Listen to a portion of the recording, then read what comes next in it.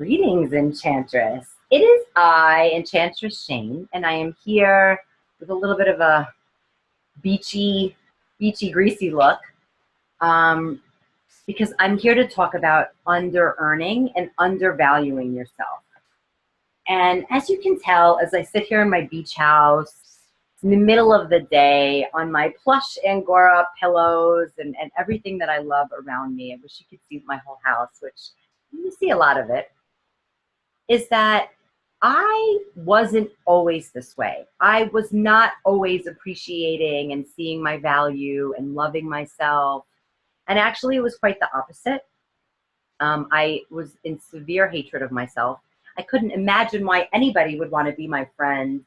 Um, and I used my sharp tongue to scare people away from me, because in my neck of the woods growing up, it was about fighting, fist fighting, and women competing with each other, really creating the sisterhood wound. And it's that sisterhood wound that is all about comparison, not being enough, or being too much, or being conceited. And it's that kind of energy that makes every woman feel less. It's the commercials on TV that show you, if you buy this program, you can get skinny and in shape.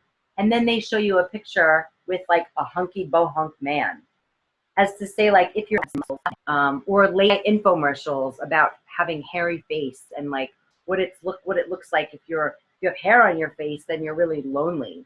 But then when you have the hair off your face, you have a fabulous life. And so it's that sisterhood wound, it's that societal commercialism that lets us know, who are you? You're not enough. You don't have enough schooling. You don't have enough history. You're not an expert.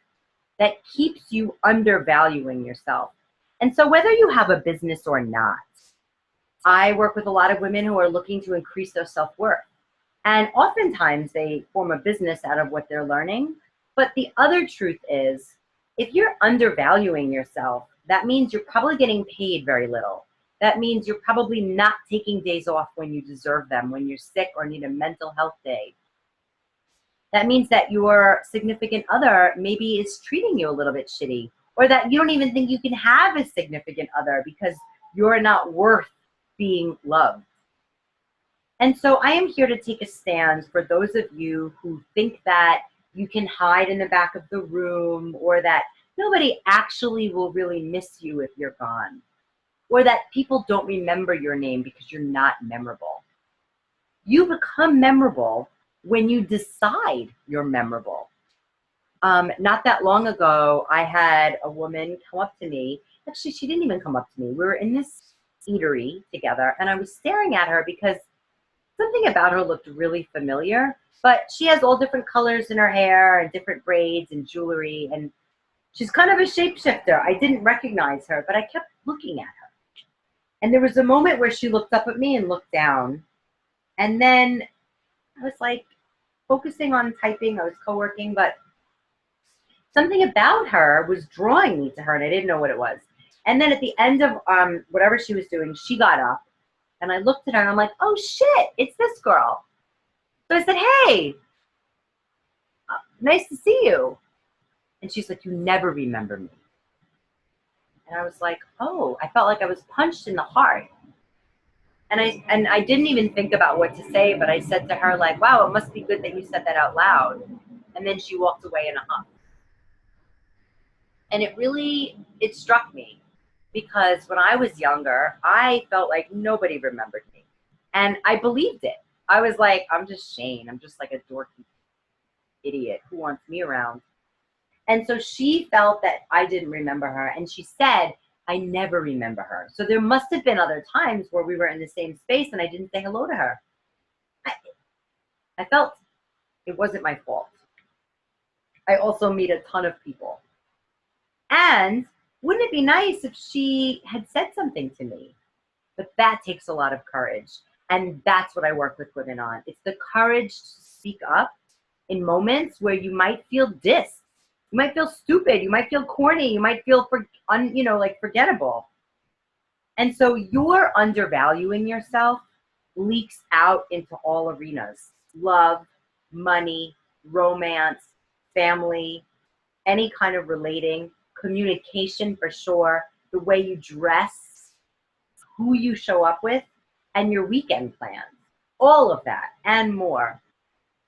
Even when I wasn't feeling amazing about myself a couple of weeks ago, my rose bush didn't open, but my neighbors did. Like, I really think our confidence levels leak into everything, and confidence is self-worth, and self-worth is fucking everything.